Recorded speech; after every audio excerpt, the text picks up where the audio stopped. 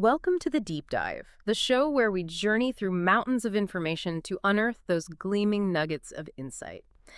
Today, we're plunging headfirst into a civilization that has captured human imagination for millennia. Ancient Egypt. When you think of Egypt, your mind probably conjures images of colossal pyramids, enigmatic pharaohs, and the majestic, life-giving Nile. But here's a thought to immediately challenge a common misconception. When those towering pyramids were built over 4,500 years ago, there wasn't a single camel in sight anywhere in Egypt. It's a surprising detail, isn't it? And it immediately signals exactly what this deep dive is all about. Yeah. We're going beyond those familiar, almost cliché images to uncover the surprising truths, the forgotten stories, and the profound ingenuity that truly defined this ancient civilization. Absolutely. Our topic today is ancient Egypt, a civilization that, quite remarkably, spanned over 4,000 years. It's globally renowned for its enduring monuments that still pierce the sky, its incredibly complex belief systems that permeated every aspect of life, and its utterly fascinating rulers whose stories echo through history. And for this journey, our sources are as rich and fertile as the Nile's annual flood itself. We've gathered a true tapestry of historical accounts, groundbreaking archaeological findings, ancient texts from administrative papyri to the sacred Book of the Dead, and cutting-edge modern research. Yeah. We're talking everything from captivating YouTube documentaries that bring the ancient world to life to in-depth academic analyses of artifacts and even the mummies themselves, revealing secrets only modern science can uncover. So our mission for you, our listener, is to guide you through this vast sea of information. We're not just presenting facts, we're extracting the most important nuggets of knowledge and insight, revealing the sheer genius behind their engineering, the intimate daily lives of ordinary Egyptians, and the profound worldview that shaped their existence. Ultimately, our goal is to help you become truly well-informed about this captivating and, frankly, endlessly cool era. Let's begin at the very genesis of this incredible civilization, tracing its journey from nomadic roots to a unified, powerful state. And you simply cannot talk about the rise of Egypt without first talking about the Nile. You really can't. It wasn't just a river, it was the absolute lifeblood, the very heartbeat of Egypt. Every single year, like clockwork, the Nile delivered what the ancient Egyptians revered as the annual miracle. That's right. The river would swell with floodwaters, overflowing its banks, and then as the waters receded, they would leave behind this unbelievably rich, dark, fertile silt. This wasn't just dirt. It was a nutrient-dense sediment that essentially transformed what would otherwise be a harsh desert landscape into this lush, incredibly productive agricultural paradise. Wow. This predictable, natural phenomenon was the absolute cornerstone of their society, allowing for unbelievably intensive farming on a scale that few other ancient civilizations could match. And when we say intensive farming, we're talking about a diverse array of crops that form the foundation of their diet and economy. The sources tell us they were cultivating everything from emmer wheat, which was essential for their daily bread, and crucially, their beer, Beer was huge. to grapes for wine, palm dates, figs, and even papyrus, which of course was vital not only for writing scrolls, but also for crafting sails, mats, and even lightweight boats. This consistent abundance meant they could support a dense, centralized population, a critical prerequisite for any complex civilization to truly flourish. And what compelled people to settle in this fertile strip of land in the first place? Ironically, it was climate change. Around 10,000 years ago, significant shifts in climate began to dry out the once fertile Sahara Desert. Right. The Green Sahara started to disappear. Exactly. This environmental pressure pushed nomadic peoples from the drying regions towards the Nile Valley, where water remained abundant and predictable. This forced migration led directly to the formation of the first settled communities along the riverbanks, as people concentrated where resources were reliable. And what's truly fascinating is how quickly necessity spurred incredible ingenuity among these early settlers. Take Nupta Playa, for example.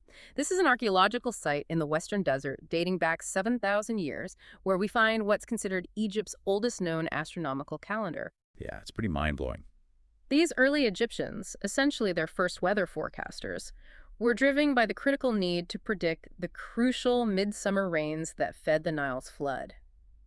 They became astronomers, meticulously aligning stones to track the celestial movements, creating a sophisticated observatory to understand their environment. It's an incredible testament to their early scientific spirit and their keen observation skills, born out of a desperate need for survival. You needed to know when that flood was coming. Absolutely. It wasn't just curiosity, it was survival. It truly is. This early scientific ingenuity, rooted in practical necessity, laid the groundwork for so many later innovations. And with permanent settlement and predictable agriculture came surplus. Archaeological findings, such as the vast amounts of pottery unearthed at El Kab, an early Upper Egyptian settlement, show clear evidence of large-scale food production. Which naturally required robust pottery for long-term storage and transportation. The sources mention staples like enormous bread molds found in their thousands. Thousands. And distinctive beer jars, also in massive amounts, highlighting just how fundamental these provisions were to their daily lives, their economy, and their ability to feed a growing population. It speaks volumes about their organizational capabilities and their sophisticated approach to resource management. Even at such an early stage in their development, it wasn't just farming, it was managing the results of farming. Exactly. So from these early, often scattered settlements, we observe the gradual but inexorable process of unification. Initially, two distinct cultural and political entities developed along the Nile. Upper Egypt in the south, Upriver drier. characterized by its drier landscape and strong local chieftainships, and Lower Egypt in the north, with its marshier delta region and more dispersed settlements. Each had its own unique traditions, symbols, and proto-kingdoms. But then came the pivotal moment that reshaped the entire region, the unification of these two lands. This monumental achievement is credited to King Narmer, or perhaps Menes, a samurai legendary figure who was believed to be the first pharaoh of a unified Egypt and a direct descendant of Horus, the revered falcon god. And that Narmer palette is iconic, isn't it? That image of him about to strike his enemy. The smiting pose, yeah, it's incredibly powerful. You see him wearing the white crown of Upper Egypt on one side and the red crown of Lower Egypt on the other, symbolizing his dominion over both lands. This triumphant image of subduing his northern foes would become an iconic, endlessly repeated motif, symbolizing the pharaoh's absolute dominance and divine authority for millennia to come. It's like ancient political branding. That's a good way to put it.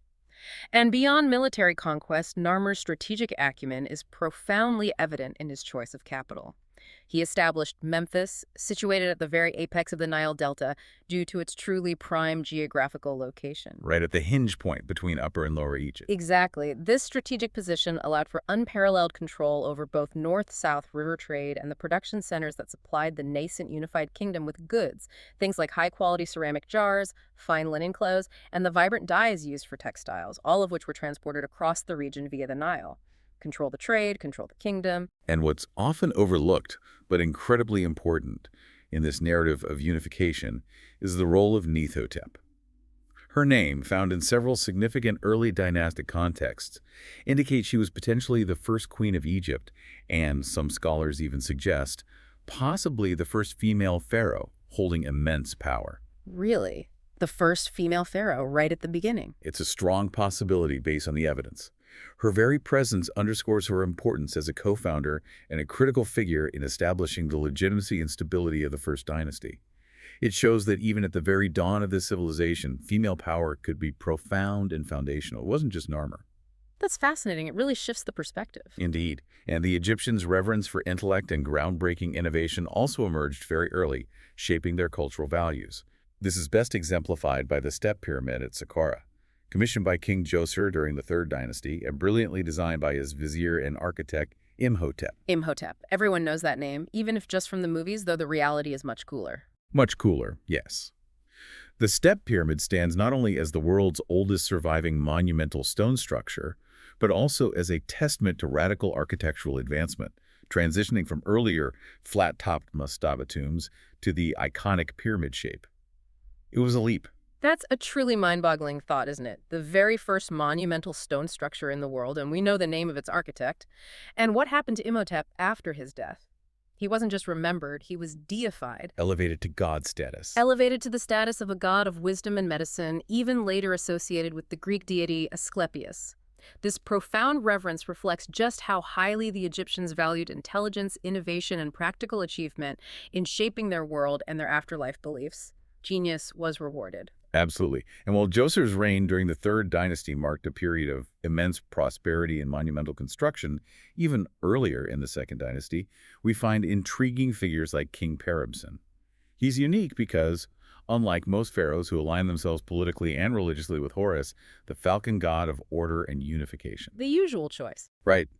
Peripson specifically associated himself with Seth, the god of chaos, deserts, and foreign lands. Whoa, okay, that's a bold move. Why Seth? Well, it's debated. This bold theological and political move might have been a deliberate strategy to distinguish his rule in Upper Egypt from the northern Horus worshippers, or perhaps even a challenge to establish religious norms. We only find his name in Upper Egypt, which is telling. Yet, despite this seemingly unconventional choice, his reign paradoxically saw considerable prosperity in commerce, the economy, religious practice, and the arts. So aligning with chaos didn't actually bring chaos. Apparently not. It's fascinating how even with such distinct and potentially divisive choices, the underlying goal for a pharaoh was always to ensure stability and the flourishing of the kingdom. Maybe Seth represented control over chaos or the power of the untamed regions. Interesting thought. Speaking of monumental structures, let's talk about the Age of Giants, the era that saw the construction of the pyramids and the incredible people who built them. Our minds, of course, instantly jump straight to the Giza necropolis. Rightly so. It's not just a collection of tombs, it's essentially a vast city of the dead, dominated by those iconic Great Pyramids. Khufu's pyramid is the largest, a true marvel of engineering and scale, originally standing at over 146 meters tall. Just staggering. But we should also remember Sneferu, Khufu's father, right? He was quite the builder himself. Oh, definitely.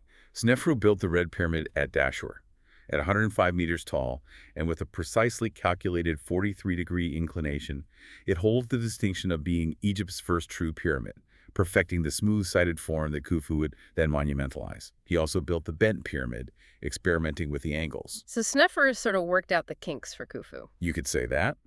Then there's Menkar's smaller yet intricately crafted pyramid, distinct for its use of red granite on the lower courses. These weren't just elaborate tombs, they were declarations of divine authority, designed to serve as cosmic engines to propel the pharaoh's soul to the heavens. Because these pharaohs were seen as living gods. They embodied Horus in life, the divine king on earth, and upon their death they transformed into Osiris, the lord of the underworld, eternal and benevolent. Exactly.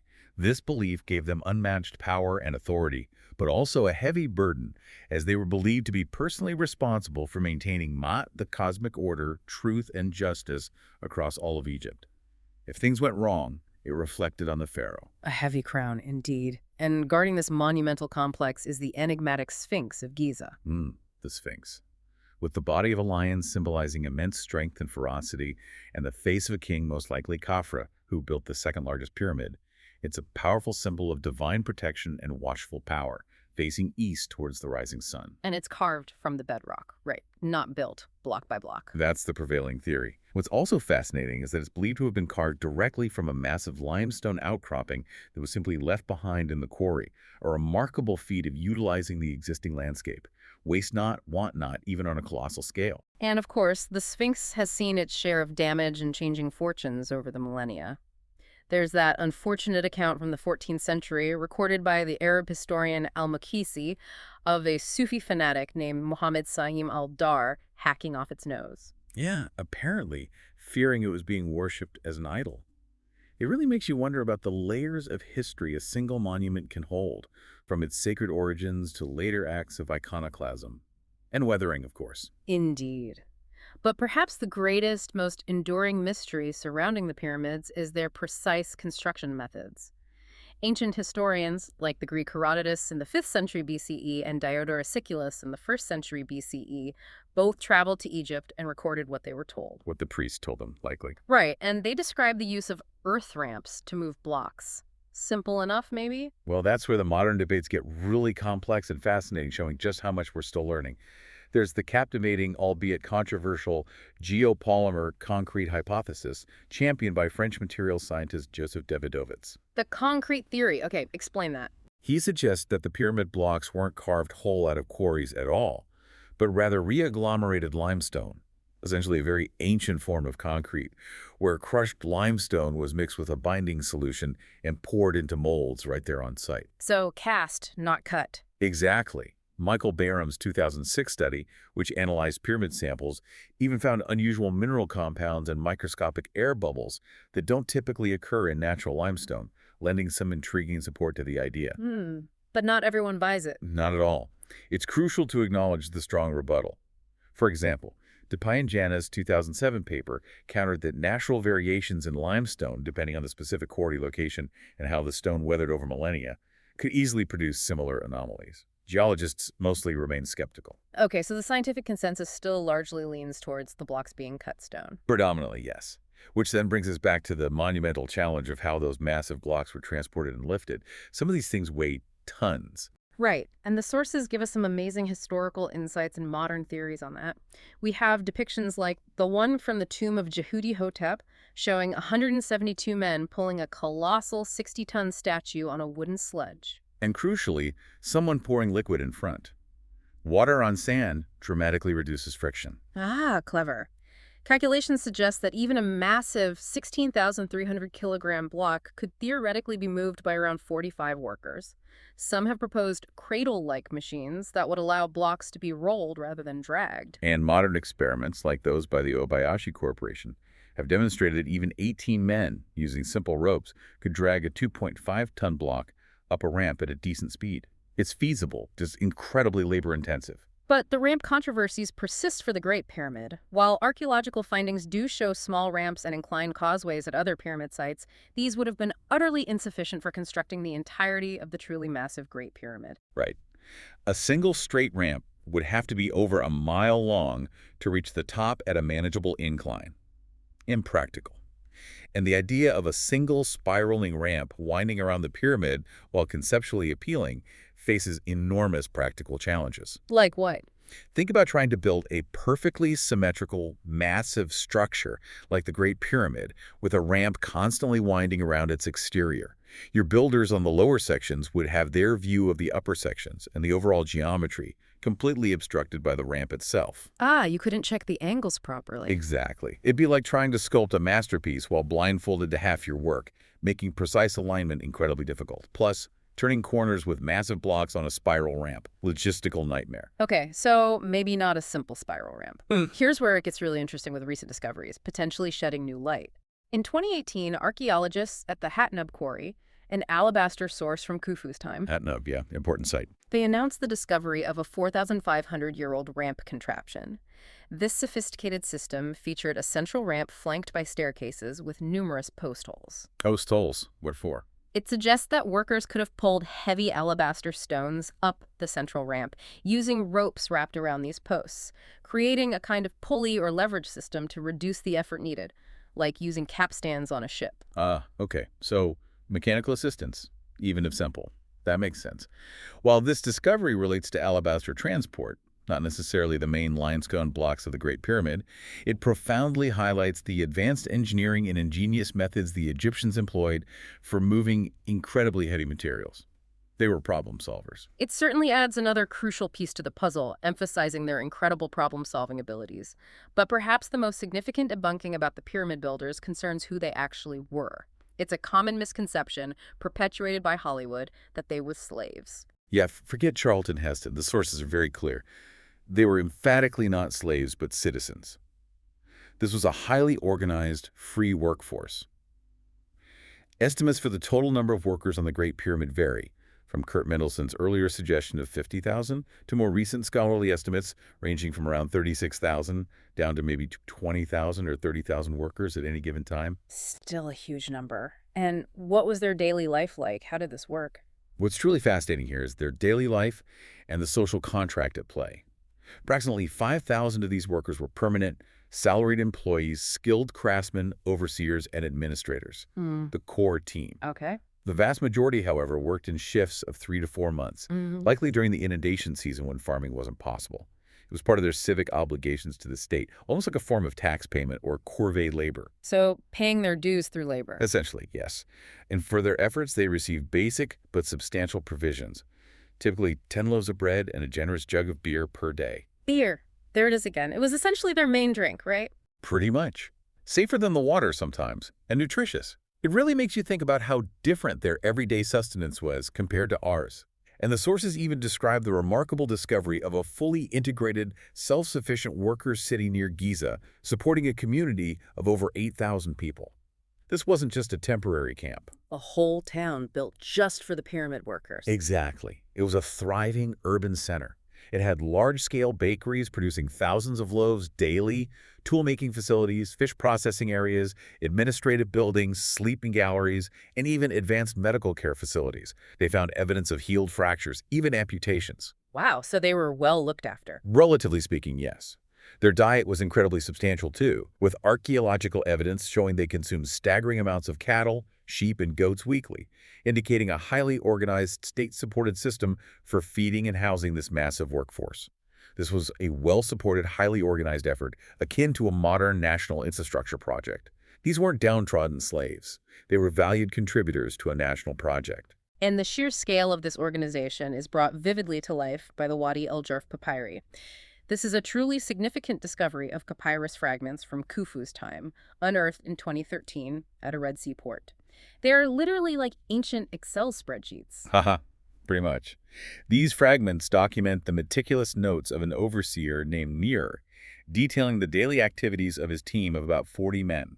He records things like the transportation of thousands of tons of high-quality fine limestone from the Tura quarry on the eastern side of the Nile all the way to Giza for the pyramid's outer casing. So real-time logistics from 4,500 years ago. Exactly. This provides unprecedented first-hand insights into the sophisticated infrastructure and coordination involved in these massive undertakings. Narmer's logbook details not just the materials, but the names of his crew, the dates, the rations distributed, and even the routes taken, often via boat on the Nile and then by a system of canals dug specifically for the purpose. It truly was a national effort requiring immense logistical planning and the synchronized deployment of human resources on a scale comparable to modern projects like the construction of the U.S. freeway system or the space program, highlighting the central role of the state in Old Kingdom Egypt. Mind-blowing detail. Absolutely. Moving on from the Age of Giants and the monumental achievements of the Old Kingdom, let's explore the New Kingdom, a period of unprecedented grandeur marked by powerful rulers, the rise of an empire, and surprising revolutions. And at the forefront of female power in this era was the truly remarkable Queen Hatshepsut. Hatshepsut, one of the most fascinating figures. Her rise was completely against the grain, wasn't it? Utterly unprecedented in Egyptian history. She initially served as regent for her young stepson, Thutmose III, but within a few years she boldly declared herself king of Upper and Lower Egypt. Not queen, but king. How does she manage that? She systematically rewrote the rules of Egyptian kingship, commissioning statues that depicted her in traditional male pharaonic regalia, including the iconic false beard, while simultaneously maintaining and even emphasizing her feminine identity in other inscriptions. It was a masterful display of political savvy and self-legitimization. She argued her father appointed her. So she adopted the symbols of male power but didn't hide being female. Exactly. It's an incredible display of political daring and diplomatic genius. She didn't completely displace Thutmose III, but maintained him as a junior co-ruler while gradually asserting her own unique authority. Unlike many pharaohs who focused on military conquests, Hatshepsut's reign was uniquely focused on economic prosperity and diplomatic expansion, which was quite distinct for a pharaoh, especially a female one. Her expedition to Punt is legendary, right? Her most famous diplomatic achievement was undoubtedly the lavish expedition to the faraway land of Punt, likely located on the coast of modern-day Eritrea or Somalia. This incredible journey is beautifully immortalized in detailed reliefs at her magnificent mortuary temple at Deir el-Bahri. What did they bring back?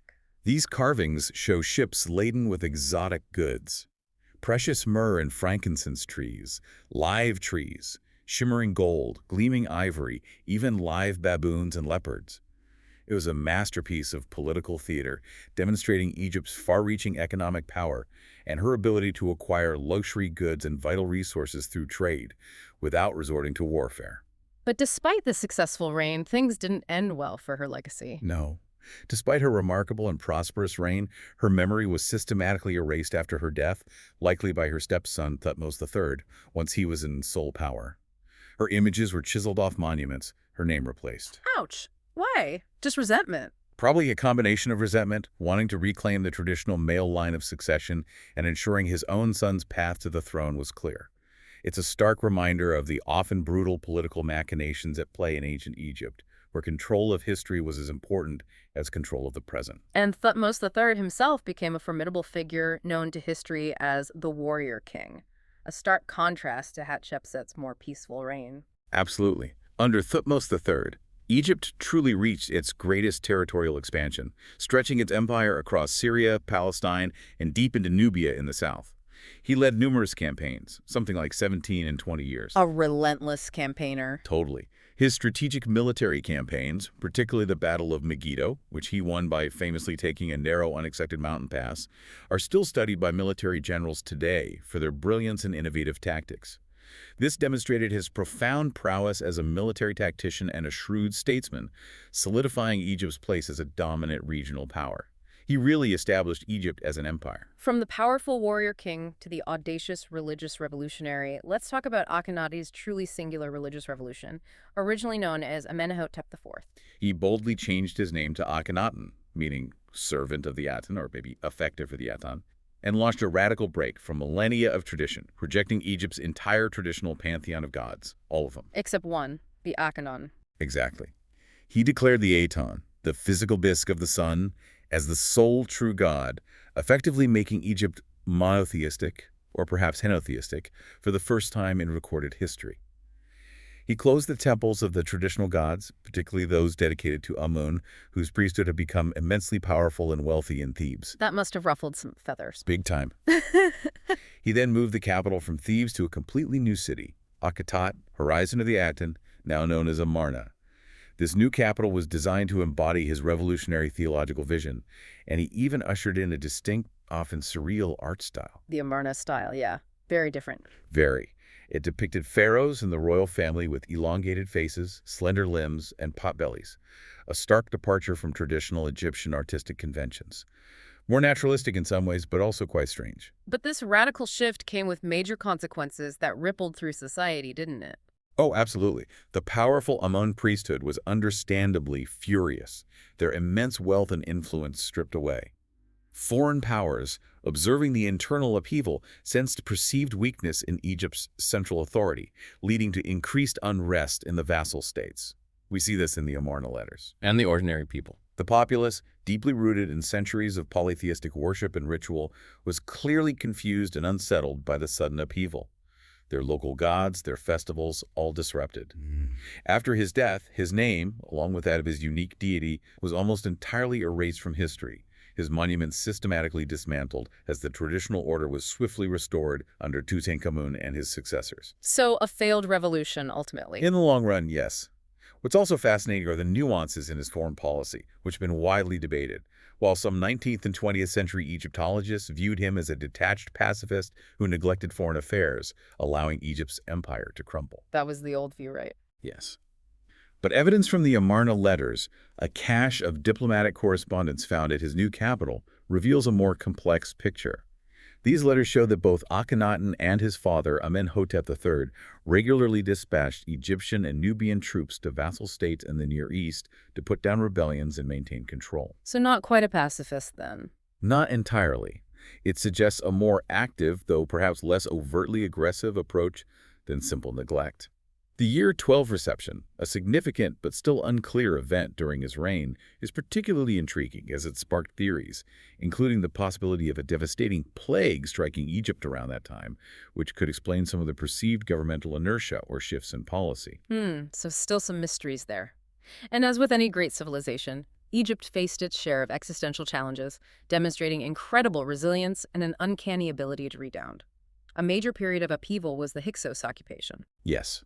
The nomadic Armu people, later known as the Hyksos, were a group of foreign rulers, likely from the Near East, who managed to seize control and rule Egypt from the north, specifically from their capital at Abris in the Delta, between roughly 1650 and 1550 BC.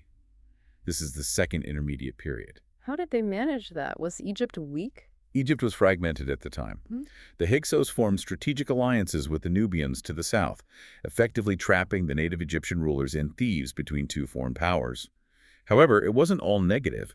The Hyksos also introduced new military technologies to Egypt. Like what? Most notably, the composite bow, which was far more powerful and accurate than the simple bow, and the horse-drawn war chariot. These innovations would later be adopted and perfected by the Egyptians themselves, fundamentally transforming their military capabilities and paving the way for their new kingdom empire. Sometimes invaders bring useful tech. An ironic twist. But the conflict was brutal. Very. And the human cost is tragically clear in the fate of Pharaoh Seqenenretau II. Modern CT scans of his mummy, conducted with incredible detail, reveal a truly violent death. He was captured by the Hyksos and brutally executed with multiple axe blows to the head, seemingly while kneeling with his hands tied behind his back. Good grief. The distinct wounds match Hyksos weaponry found from that period. It's a stark, visceral detail that really makes you feel the brutal realities of ancient warfare, transforming a name in a history book into a tragic, defiant figure who essentially gave his life to spark the movement to expel the invaders. His sons, Kamos and Amos, carried on the fight. And they succeeded. Eventually, yes. Well, Amothi drove the Hyksos out and founded the new kingdom. Despite these profound challenges, Egypt rose again to unprecedented heights, especially under Ramesses II, widely known as the Great Builder and Warrior. Ramesses the Great, probably the most famous pharaoh after Tutankhamun. Arguably more impactful. His incredibly long reign, over 66 years, saw an almost unparalleled scale of building projects across Egypt, including iconic structures like the magnificent temples of Luxor and Karnak, adding huge sections, and the colossal rock-cut temples at Abu Simbel, moved entirely in the 1960s to save them from Lake Nasser, each designed to project an image of immense power and divine connection. His statues are everywhere. He was also a formidable military leader, wasn't he? Oh, yes. Celebrated for crushing the Sheridan pirate groups who plagued the Mediterranean coast early in his reign, and famously fighting in the epic Battle of Kadesh against the Hittites in modern-day Syria, arguably the largest chariot battle in history. And he liked to talk about it. Understatement. Ramesses II personally narrated his bravery in this encounter, famously recounting how he fought for his life almost alone against overwhelming odds after being ambushed, a dramatic tale etched into countless temple walls across Egypt, though often portrayed as a decisive Egyptian victory in his inscriptions. A healthy dose, yes. Modern historians understand it was likely a strategic draw, which eventually led to the world's first recorded international peace treaty between the Egyptians and Hittites. Very significant. What's fascinating here is that we can still visit many of these historical sites today, connecting directly with these stories. The Valley of the Kings, for instance, located on the west bank of the Nile near Luxor. That's where Tutankhamun's tomb was found. Exactly. It's where rock-cut tombs for pharaohs and influential nobles were meticulously excavated and decorated for nearly 500 years during the New Kingdom. They moved away from pyramids, perhaps for security or secrecy. It's a testament to their profound belief in the afterlife and the lengths they would go to ensure their rulers' eternal journeys. And speaking of visitors, even in ancient times, tourists left their mark. Over 2,100 instances of Greek and Latin graffiti, dating from the Roman period, have been identified in the tombs. I was here, ancient edition. Pretty much. It shows that these were tourist attractions even then. But modern tourism, while vital for the Egyptian economy, also presents significant preservation challenges today, with the dust and humidity generated by millions of visitors contributing to the degradation of the delicate paintings and reliefs inside. It's a real balancing act. It is. And we gain truly unique, intimate insights into the lives of the people who created these incredible tombs from places like Deir el-Medina. Yes, the workers' village. This remarkable village was entirely occupied by the highly skilled artisans and workers who cut, carved, and decorated the royal tombs in the Valley of the Kings. Their extensive records, written on ostraca, limestone flakes, and pottery shards used like scrap paper. Ancient post-it notes. Exactly. And private letters provide an unparalleled, detailed glimpse into their daily routines, their families, their disputes, their religious beliefs, and even documenting the first recorded labor strike in history when their rations of grain and fish were delayed under Ramesses III. That's truly amazing. They essentially held the state accountable. No pay, no work, even back then. It shows a surprising level of agency and collective action. So let's shift gears now and take a closer, more intimate look at the ancient Egyptian way of life. Their distinctive social structure, their profound beliefs, and their fascinating daily routines. Okay, so the social structure was pretty rigid, right? Like a pyramid. It was clearly defined, resembling a pyramid itself, with a distinct division between the literate, ruling class of scribes, priests, and officials at the top, and the largely illiterate masses of farmers, laborers, and craftsmen below. Literacy was power. However, while there was a strict hierarchy, individuals often held more importance than the positions they held. What do you mean? This meant that effective administration relied not just on titles, but on the intellectual and organizational capacity of a relatively small pool of literate aristocrats who formed the backbone of the centralized bureaucracy. A talented scribe could rise high. Makes sense. And the backbone of that society was, of course, agriculture, powered by the vast majority of the population, the peasants. Absolutely. They typically gave a significant portion of their crops to the landowners, whether templed estates, royal domains, or wealthy nobles, as a form of rent or taxation. Life was hard work, tied to the agricultural cycle. Did they get to keep anything for themselves? Yes, they almost always maintained private gardens near their homes, often diligently cared for by women, which supplemented their family's food supply with vegetables, fruits, and herbs. Small plots, but important. And their most popular beverage, we keep mentioning it. Undeniably, beer. It was a dietary staple, brewed from emmer wheat, and surprisingly nutritious, often thickened with bread, almost like a gruel sometimes. It was even used as a form of recompense for labor, with workers on the Giza plateau receiving daily beer rations as part of their payment. So you got paid in bread and beer? Often, yes. Brewers, who were sometimes women, were held in high regard for their essential skill. Good beer was important. And what about family life? Marriage? Marriages, surprisingly, were more secular than religious ceremonies, typically arranged by parents or family elders. Girls were often married around the relatively young age of 12, and boys around 15, to ensure procreation and familial alliances. Life expectancy wasn't high, so starting families early was common. But life wasn't all labor and obligation. The ancient Egyptians also pursued leisure with considerable enthusiasm, didn't they? Oh, definitely. They engaged in sports like hockey, handball, wrestling, archery, and even thrilling water jousting on the Nile depicted in tombs.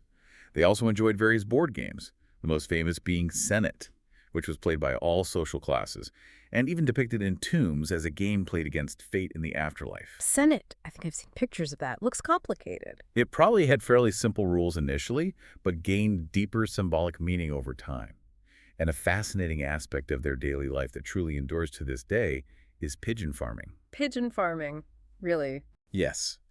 Ancient sources suggest pigeons were not only consumed on important feast days, providing a valuable source of protein, but also used as messengers. Today, in places like Cairo's Giza district, there are still vibrant competitions among pigeon fanciers who build elaborate wooden structures called rears on their rooftops, essentially multi-story, intricately designed pigeon lofts to house hundreds of their prized birds. Wow, that's a direct link. It's a remarkable cultural thread that connects the ancient past to the present. That's a legacy that truly endures. Now, let's talk about something truly impressive for an ancient civilization. Their advanced medicine and health practices, they were far from primitive. It's quite remarkable, especially considering the era. Ancient Egyptian medicine had a strong empirical core based on observation and experience, particularly in practical fields like surgery and emergency care. Papyri from the period, such as the famous Edwin Smith papyrus, which deals mainly with trauma. That's the surgical one, right? Exactly. It details incredibly sophisticated treatments for fractures, dislocations, and various wounds, demonstrating a nuanced understanding of anatomy and trauma management. They classified injuries, described examinations. Very methodical. What kind of techniques did they use? They employed surprisingly advanced techniques for their time. They used fine copper needles and intricate sutures, possibly made from animal sinew or flax, to meticulously stitch wounds. Trepanation, the surgical drilling of a hole into the human skull, while extremely rare, did occur, primarily to relieve pressure or treat head injuries, indicating a willingness to perform invasive procedures. And cleanliness, was that a factor? Very much so. They emphasized rigorous cleanliness, using natron, a naturally occurring salt mixture with disinfectant properties, for cleansing wounds, which likely helped significantly reduce infections, a major killer in the ancient world. They also used honey, which has antimicrobial properties. Clever. And they considered diet, too. And they understood the importance of holistic care. They regularly prescribed specific diets for patient recovery, including nutrient-rich broth, fermented drinks, lean meat, and, yes, beer, all designed to build strength and aid healing. Their clinical observation was remarkably methodical, as evidenced by case notes that often concluded with a prognosis. Like, this one I can fix, or this one's beyond me. Precisely. Phrases like, an ailment I will treat for curable conditions, or an ailment against which nothing can be done, demonstrating their ability to recognize even hopeless prognoses and a pragmatic approach to medicine. They knew their limits. Still, despite these impressive advancements and their skilled practitioners, mummy analysis reveals that Egyptians, like all ancient populations, faced many common diseases. Absolutely. They weren't immune. They suffered from things like arthritis, dental abscesses, often severe due to grit in their bred tuberculosis, schistosomiasis from the Nile water, and other parasitic infections, just like people today.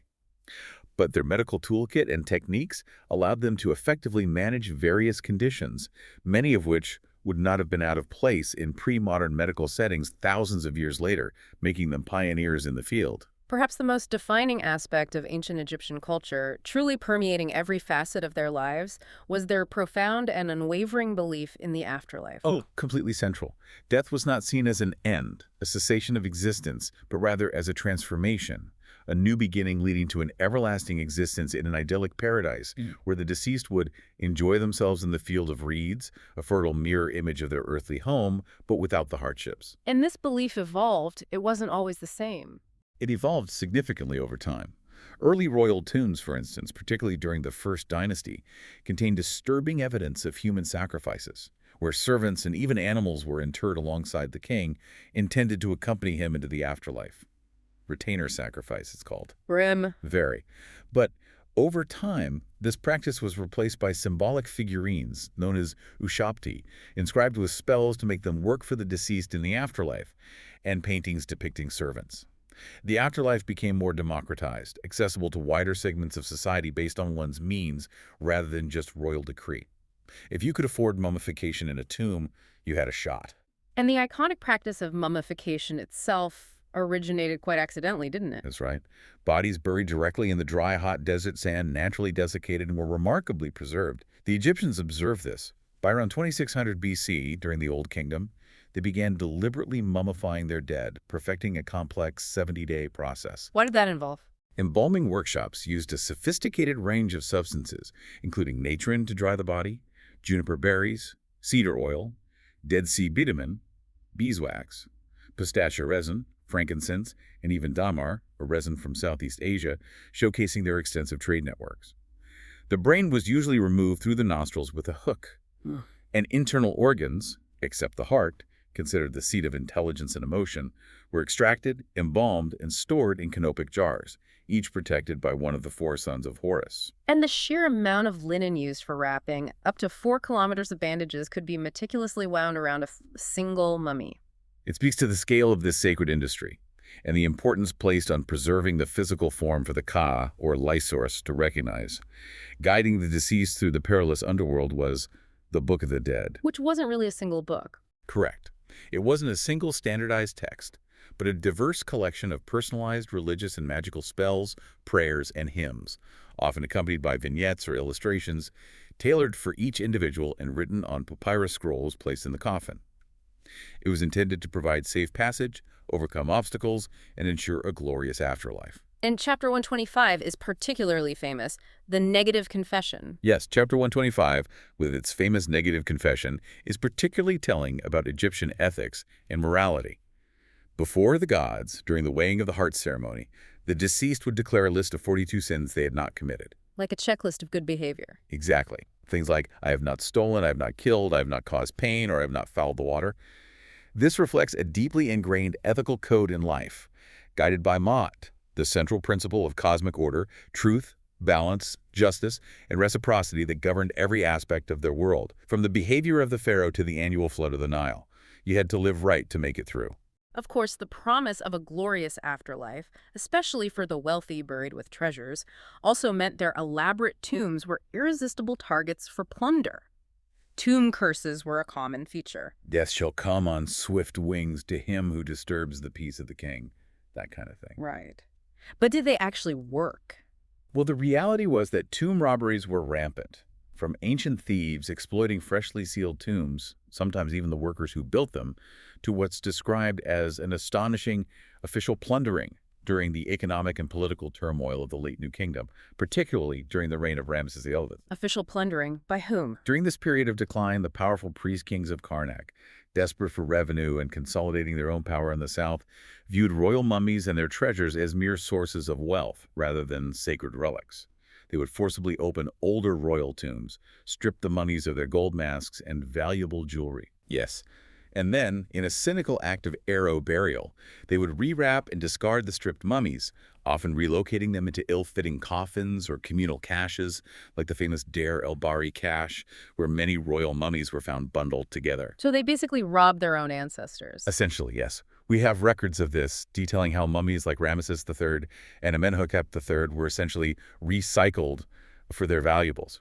It shows a profound shift from devout reverence to pragmatic, almost callous resource management in times of hardship and shifting power dynamics. Unbelievable.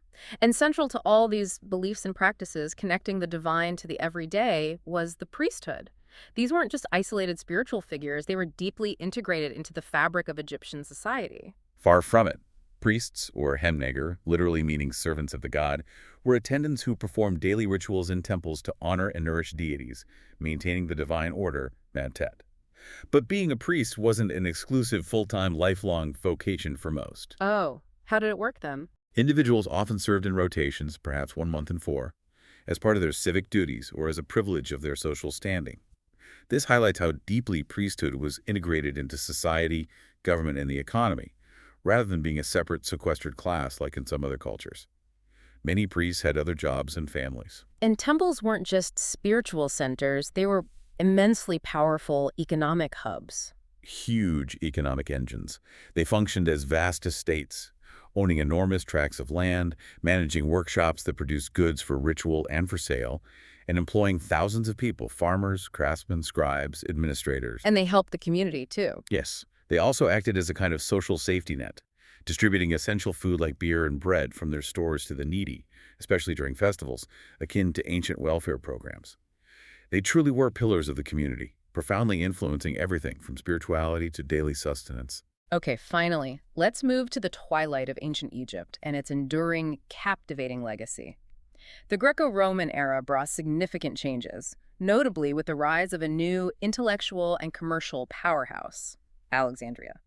After Alexander the Great's swift conquest of Egypt in 332 BCE, he famously founded the city of Alexandria. Situated on the Mediterranean coast, it very quickly became the second largest city in the world after Rome, a vibrant multicultural metropolis and a beacon of intellectual light. And it had the famous lighthouse, the Pharaohs. Right, the iconic Pharaohs lighthouse, one of the 7 wonders of the ancient world, which was a marvel of ancient engineering, guiding ships into its bustling harbor for centuries. Alexander didn't stick around long, though. No, he died young. Following Alexander's premature death, his general, Ptolemies Soter, shrewdly maneuvered to take control of Egypt and established the last pharaonic dynasty, the Ptolemaic dynasty.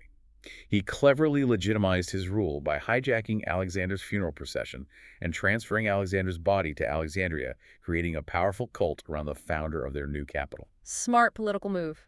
Very. This dynasty, while Greek in origin and language, consciously blended Greek and Egyptian cultures, adopting pharaonic titles and traditions, building temples to Egyptian gods to rule over their new subjects. And absolutely integral to Alexandria's intellectual prowess and global renown was the Great Library. Part of the mission, a sort of research institute or university. Kind of like a think tank and museum combined. Right. It primarily showcased Egypt's opulence and intellectual leadership under the Ptolemies, but it was also a crucial hub for scholars from across the Hellenistic world. It reportedly housed an immense collection of scrolls, estimated between 500,000 and 700,000. A staggering number for the ancient world. Meticulously cataloged by scholars like Callimachus in his monumental 120-book Pinakas, essentially the world's first comprehensive library catalog. What's fascinating about the library are their aggressive acquisition strategies. Legend has it they would board every ship entering the harbor, seize any scrolls found, copy them, keep the originals for the library, and return the copies to the owners. Talk about compulsory acquisition. It made it an unparalleled scholarly hub, a true intellectual melting pot where the Hebrew Torah was translated into Greek, the Septuagint. Manetho wrote his influential history of Egyptian dynasties that we still use today, and scholars like Herophilus, often called the father of anatomy, conducted human dissections. Controversial even then, I bet. Highly. Eratosthenes accurately calculated the Earth's circumference using geometry and shadows, and Euclid, the great mathematician, laid the foundations of geometry that are still taught today. It was an intellectual powerhouse. But the library's decline and destruction is a subject of much historical debate and a point of great regret.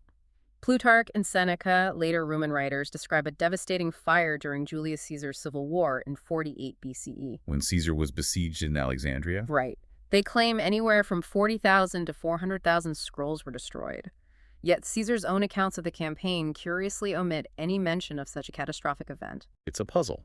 Modern historians debate whether the entire main library was destroyed in Caesar's time, with some suggesting only a warehouse by the port containing scrolls for export burned, while the main library building survived for centuries longer, suffering gradual decline and potentially other destructive events later on. So maybe not one big fire, but a slow fade.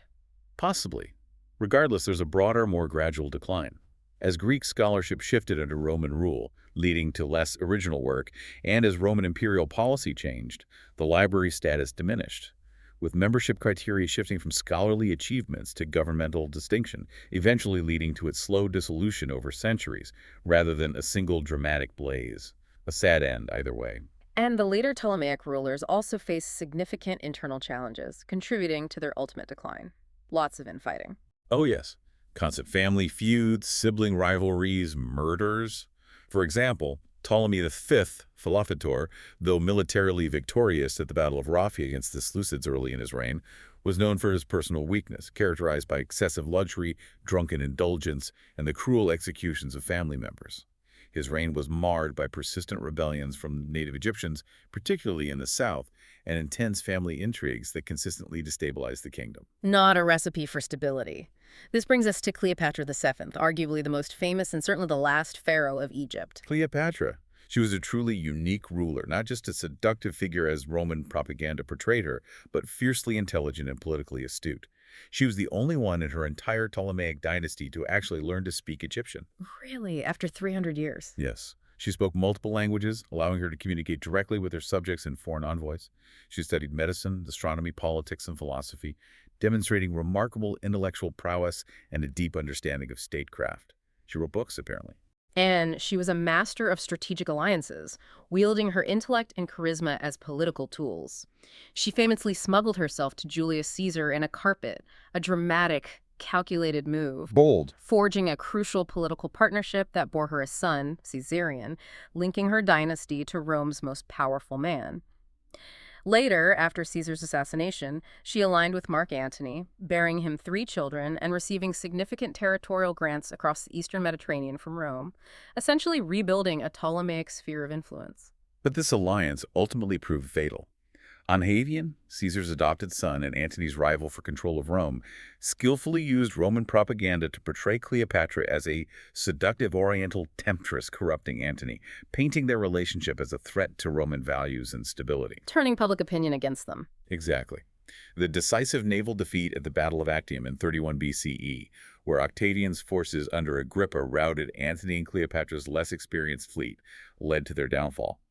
Antony committed suicide, and Cleopatra followed suit, famously, perhaps, by asphyte, marking the definitive end of the Ptolemaic dynasty and Egypt's independence. Egypt became a Roman province. But before that final Roman takeover, there was a brief, defiant resurgence of native Egyptian rule, wasn't there, after the Persians? Yes, it's important not to forget that. This occurred primarily during the 28th to 30th dynasties, after the first Persian conquest was overthrown. Kings like Nectanebo I, and especially Nectanebo II, who reigned from 360 to 343 BCE, actively strove to restore Egypt's former glory and independence through extensive building projects, administrative reforms, and strategic alliances with powerful Greek mercenaries, particularly Spartans. A last stand for native rule. A final, spirited burst of native Egyptian self-determination. However, it was ultimately short-lived. Artaxerxes III, Ochus, the Persian king, was determined to reconquer Egypt.